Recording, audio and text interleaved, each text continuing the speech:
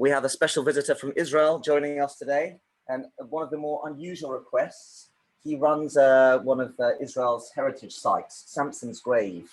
So Samson's buried next to his father Manoach in a forest near to Bet Shemesh, and they have 200 to 250 visitors at least on a daily basis. And the one thing they're missing is a Bet Knesset. There's no shul for people to come and pray next to the tombs. So he's the Gabbai, and he's looking to build a shul. If anyone's interested in naming rights, please speak directly to him. That's the cause this morning. We look forward to visiting you there. Our Devat Torah this morning, the words of the thoughts of Rabbi Steinsaltz, not quite as dramatic as yesterday, but nonetheless poignant and thought-provoking. He quotes from the Midrash and says, when God instructed Moses to speak to the rock to draw out its water, the famous episode in this week's Torah portion of Chukat, Moses did not do precisely what God instructed. Rather, he struck the rock twice. According to the sages, his doing so in public exacerbated the severity of the matter. Therefore, Moses was severely punished. The Lord says to Moses and Aaron, because you did not have faith in me, to sanctify me before the eyes of the children of Israel, therefore you shall not bring this assembly into the land that I have given them. Hadn't Moses once said something more critical than this?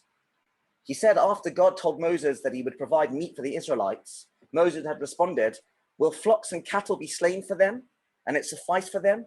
If all the fish of the sea will be gathered for them, will it suffice for them? So Moses had spoken back to God on previous occasions.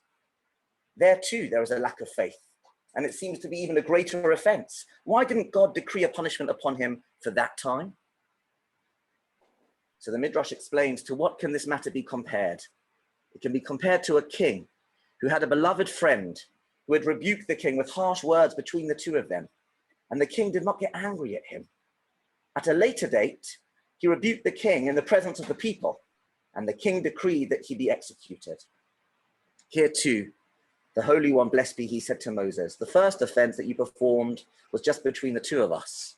Now it was in the presence of the multitudes. It's impossible to overlook it.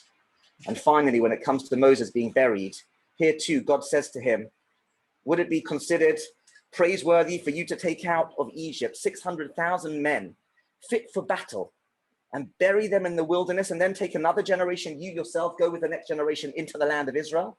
What would people say about the people who died in the wilderness? They would clearly say that they had no portion in the world to come. And so therefore, if they thought that would be part of their punishment, you will be buried alongside them, and you will accompany those people into the world to come, rather than lead a new generation into Israel.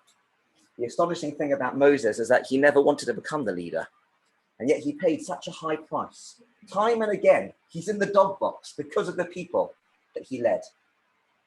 But there is great wisdom in the saying that we find a special part of ourselves in the very place that we give ourselves away to others. Yes, leadership comes with huge responsibility and sacrifice, but it's also an opportunity to grasp with both hands. And that is the enduring legacy that Moses has passed on to all of us.